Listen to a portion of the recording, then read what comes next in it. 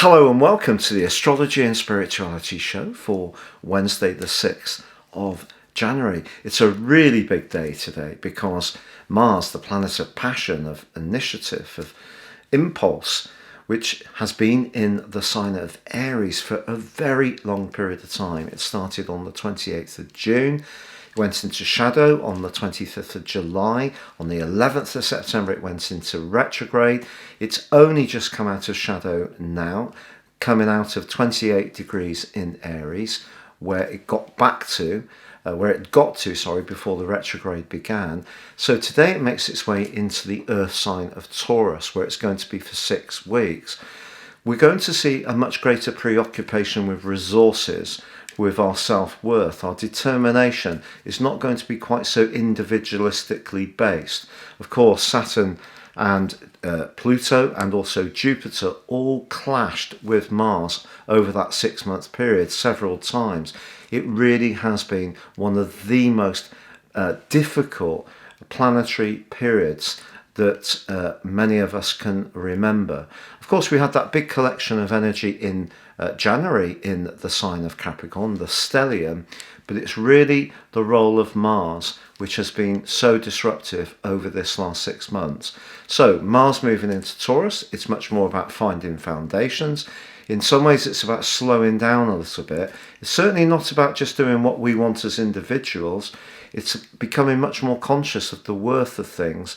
And we're going to see over this next 6-week period much greater focus on resources, not just our own financial resources, but also resources of the world in general. On the 18th and 19th of January, we see Mars come alongside Uranus. I do think this can coincide with some very disruptive events in terms of the geographical elements of the world. So that could be to do with things like landslides, volcanoes, earthquakes, tsunamis, that kind of stuff. I'm not trying to be fearful, it's just possible because Mars can join in with Uranus, but squaring with Saturn in Aquarius does create a lot of tension.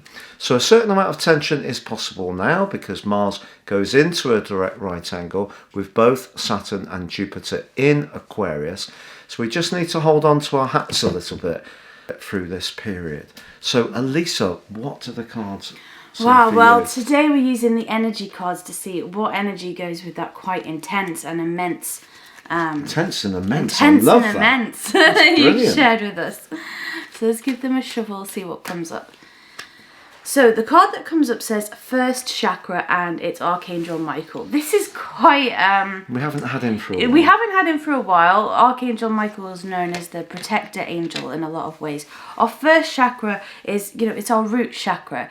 This is where we birth ideas. This is where it's very lustful, it's very sexual, it's very much grounds us to Which the Mars earth. in Taurus can be. Yes, and it has that Tauran Sensuality. earthiness to it. It's our base needs and our base desires. When those needs and desires are not met, and it's not just to do with, our emotional or physical needs in terms of, love and sex. It is also to do with our shelter. Have we got enough food? Do we have somewhere to live? It's all those things that are so important. If we don't have those structures in our lives, it's near on impossible, to be honest, to build upon it. A lot of scientific research has been done. If we don't have the bottom of that pyramid sorted, it's very difficult to climb up it. And that's what a lot of people are going through. And so we just have to be conscious of, if we feel like we're about to say, well, you just need to do X, the people that we're talking to and ourselves at some points in our lives may not have those base needs met, which would make that very, very difficult. So we've got to show some compassion and understanding. Yeah, it's very easy for people to say, you should do this. We all have done it, I think, if we're honest. Or many of us will have done that. Some people are very good at telling us what to do. And not necessarily appreciating the wider circumstances or even the inner circumstances of where someone is. They may not be able to actually act out that instruction, even if they know it logically is a good piece of advice.